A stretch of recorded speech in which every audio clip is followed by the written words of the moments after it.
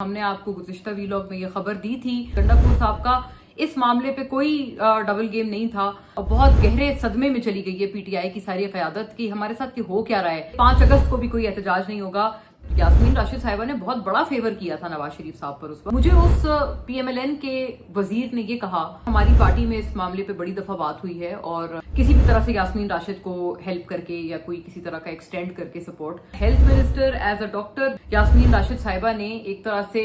Clean chit दी थी नवाज शरीफ साहब को और उनको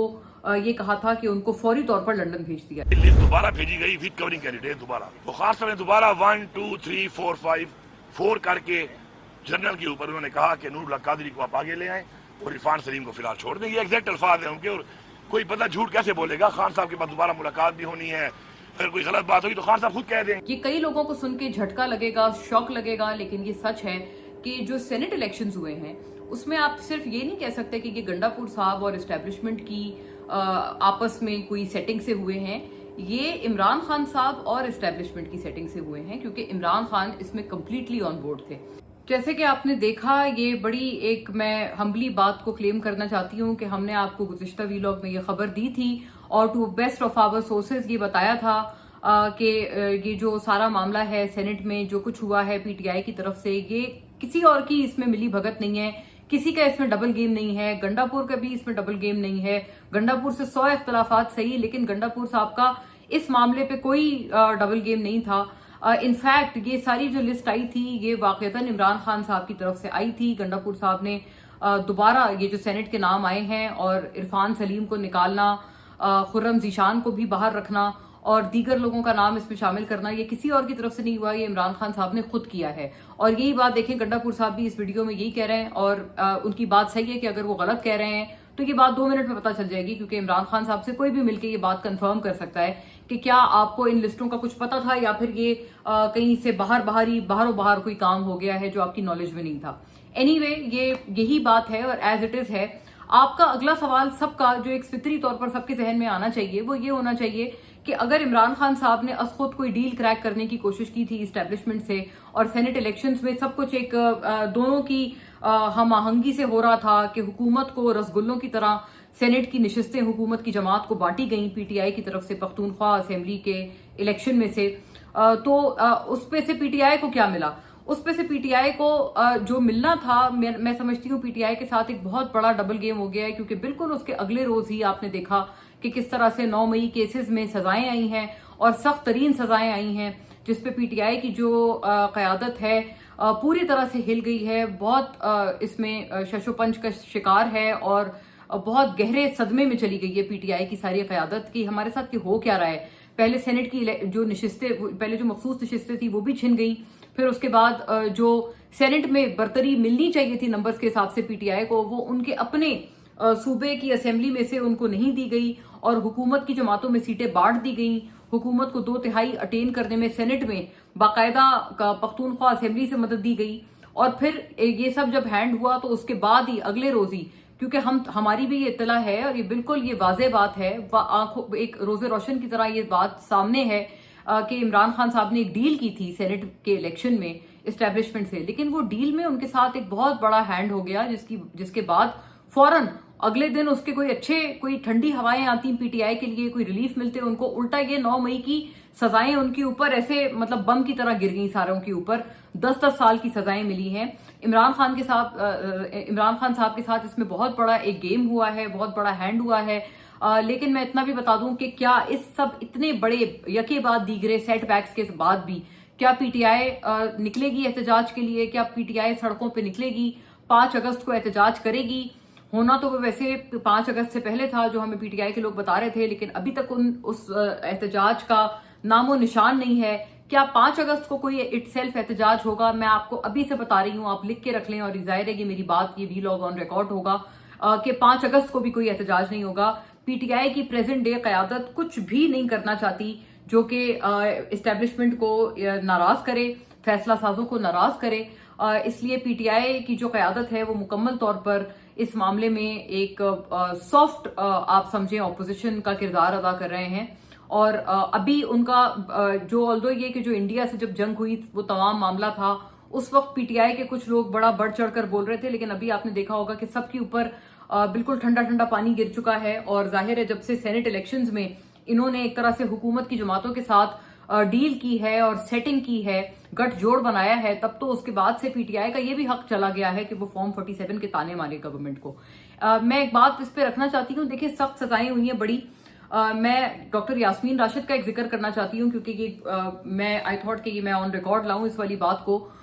हुकूमत के यानी पीएमएलएन के एक बड़े इंपॉर्टेंट इस वक्त काबीना के मेंबर हैं। अभी तो आपको पता है काबीना बहुत बड़ी है, बहुत सारे नए वजीर उन्होंने शामिल कर लिए हैं पीएमएलएन में, बट एनीवे पीएमएलएन के सिटिंग काबीना के एक रुकन से मेरी ये बात हुई। मैंने उनसे ये बात पूछी, मैंने कहा कि आप यास्मीन राशिद साहिबा को कोई कर्टसी क्यों नहीं एक्सटेंड करते, क्योंकि आपको याद होगा कि जब यास्मीन राशिद जो थी वो वजीर सेहत पंजाब थी, और जब नवाज शरीफ जो है वो जेल में थे और वो प्लेटलेट गिरने का मामला हुआ था उनका जेल में, और फिर सारा कुछ हुआ था, और उसके बाद फिर उनको लंदन जाना पड़ा था। जब ये मामला पाकिस्तान में चल रहा था कि उनको लंदन भेजा जाए या ना भेजा जाए, उनकी सेहत कितनी खराब है जिसकी बुनियाद पे उनको कोई रिलैक्सेशन दी जाए जेल में से और उनको जेल से निकाल के लंदन भेजा जाए, तो वो यास्मीन राशिद साहिबा थी जिन्होंने अपनी पार्टी की बड़ी मुखालफत बर्दाश्त की थी। और यास्मीन राशिद साहिबा ने ऑन रिकॉर्ड आके प्रेस कॉन्फ्रेंस करके ये कहा था कि वाकई नवाज शरीफ जो हैं वो बहुत बीमार हैं और उनका पाकिस्तान में जेल में बैठे बैठे इलाज मुमकिन नहीं है। उनको इलाज के गर्ज से उन्होंने बाकायदा एज अ डॉक्टर और एज हेल्थ मिनिस्टर पंजाब, क्योंकि वो पंजाब की जुरिस्डिक्शन में आ रहा था सब, वो जेल भी नवाज शरीफ साहब की, तो as health minister as a doctor दोनों तरह से आप समझें यास्मीन राशिद साहिबा ने एक तरह से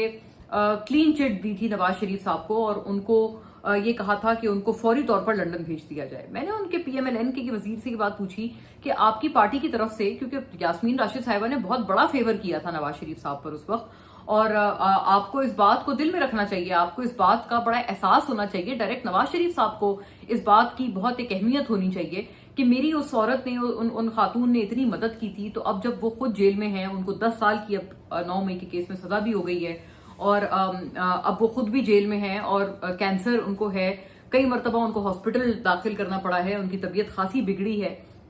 मैंने ये पूछा कि आपकी गवर्नमेंट क्यों कोई कर्टसी एक्सटेंड नहीं कर रही कि उनकी पेरोल पे रिहाई कर दें, या कुछ भी आप गवर्नमेंट की तरफ से कोई गवर्नमेंट के इलाज उनको कोई इलाज मुआवजे के लिए उनको कोई सहूलत फराहम करें, या एटलीस्ट ऐसा कोई ग्राउंड बना ले जिसके बाद आप उनको कहें कि भाई आप थोड़े दिन के लिए इनको इलाज के घर से बाहर निकाल दें यास्मीन राशिद को। मुझे उस पीएमएलएन के वजीर ने ये कहा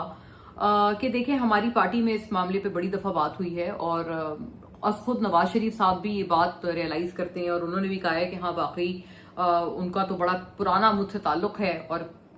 जो जानने वाले लोग हैं वो ये भी बताते हैं कि लाहौर में पंजाब के हद तक पीएमएलएन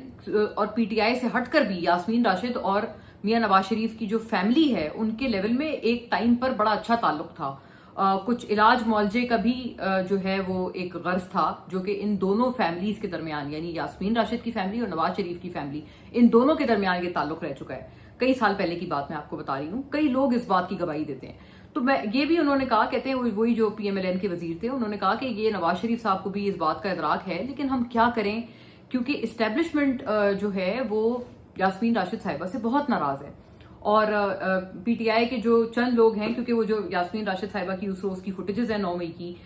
जिसमें वो गाड़ी पे बैठी हुई हैं और पूरे काफिले को लेकर वो जा रही हैं कोर कमांडर्स के घर पर, जिना हाउस पर, तो वो कहते हैं उस पूरे मामले पे इस्टेब्लिशमेंट इतनी नाराज है कि मतलब कोई नवाज शरीफ खुद भी बिल्कुल इस मामले में कोई भी नहीं चाहते हैं कि इस्टेब्लिशमेंट को हम अपसेट करें किसी भी तरह से यास्मीन राशिद को हेल्प करके या कोई किसी तरह का एक्सटेंड करके सपोर्ट। ये बात मुझे उन्होंने उन वजीर साहब ने की। बहरहाल मतलब ये बड़ी इंपॉर्टेंट बात है, मुझे जरूरी लगा, मैंने कहा ये बात ऑन रिकॉर्ड होनी चाहिए। आई एम श्योर ये बात कई लोगों को और को भी पता होगी, लेकिन खैर ये मुझ तक पहुंची तो मैंने ये जरूरी समझा कि मैं ऑन रिकॉर्ड रखूं। मुझे बड़ी दिलचस्प लगी उनकी बात कि जी यास्मीन राशिद साहिबा से कोई खास जो है वो इस्टेब्लिशमेंट एक नाराजगी रखती है, और उन्होंने वजह भी बताई, और जाहिर है वो जो फुटेजेस हैं वो हमें पता है कि वो मौजूद हैं। तो उन्होंने कहा दीगर जो लीडरान हैं जैसे यास्मीन राशिद हैं, एजाज चौधरी हैं, उनकी भी एक ऑडियो है जो कि गालिबन उनके बेटे के साथ है। तो कहते हैं चंद लोग हैं ना जो कि बड़ा मतलब जिनके साथ इस्टेब्लिशमेंट जो है वो नाला है, और ये समझते हैं कि जी उन्होंने उस वक्त 9 मई के रोज ये सब किया, और कई लोग हैं जिन्होंने उसके बाद माफी तलाफी कर ली या किसी तरह से अपने आप को रिक्यूज कर लिया कि हम लोग उस वक्त एक अपने उसमें थे, जोशो जज्बे में थे, हो गया हमसे, लेट गो करें और गलत हुआ वगैरह वगैरह, या 9 मई की मजम्मत कर लें। तो वो कहते हैं यास्मीन राशिद तो उन मतलब लोगों में से हैं जो कि इस मामले के ऊपर टस से मस नहीं हो रही, और किसी तरह से उन्होंने अपनी हेल्थ के बावजूद भी ना वो मजम्मत कर रही हैं, ना वो माफी मांग रही हैं, ना वो ये कह रही हैं कि गलत हुआ, बल्कि वो तो अभी भी अपनी बात को बड़ा फुल्ली इंडोर्स कर रही हैं और बड़ा मतलब डट के वो खड़ी हुई हैं। तो वो कहते हैं उसकी वजह से ना उनका जो एक डायरेक्ट इस वक्त एक टसल बना हुआ है और बिल्कुल आमने सामने आए हुए हैं वो दोनों, एस्टेब्लिशमेंट और यास्मीन राशिद। तो कहते हैं इस वजह से PMLN के जो है, हम नहीं समझते कि हमें इस मामले में किसी भी तरह से इंटरवीन करना चाहिए, वरना ये हमारे लिए प्रॉब्लमेटिक होगा। So I thought this was a big news, but I think दोबारा पते की बात करने वाली तो वही है कि इतना सब कुछ होने के बावजूद भी, सेनेट की सीटें छिनने के बाद भी, मखसूस नशिस्तें छिनने के बाद, 9 मई की भारी भरकम सजाओं के बाद, उसमें कितने लोगों की इनकी नाअहली हो गई है। अपोजिशन लीडर पंजाब मलिक अहमद बछड़ भी नाअहल हो गए हैं, कई लोग हैं इनके, एक MNA नाअहल हुए हैं। तो ये कि इस सारे सिलसिले के बाद भी क्या PTI की जो लीडरशिप है वो अपने ड्राइंग रूम और AC वाले कमरों से बाहर एक कदम भी बाहर रखेंगे? क्या अपनी ये जो तनख्वाहें ये लोग लेते हैं असेंबली से, सेनेट से, और अपनी वहां पख्तूनख्वा असेंबली से या पंजाब असेंबली से, जहां जहां भी इनकी रुकनीत है, उन सब को तर्क करके इनकलाब पे निकलेंगे या किसी तरह के तहरीक चलाएंगे, एहतजाज पे निकलेंगे? मैं भी इसे बता देती हूँ कि इसका जवाब स्ट्रेट एंड सिंपल नो है।